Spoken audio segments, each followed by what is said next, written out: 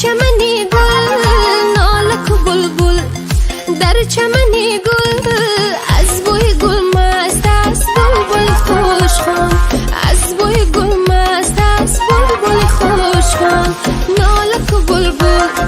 در چمنی گل از بوی گل مست است بلبل خوشخوان از بوی گل مست است بلبل خوشخوان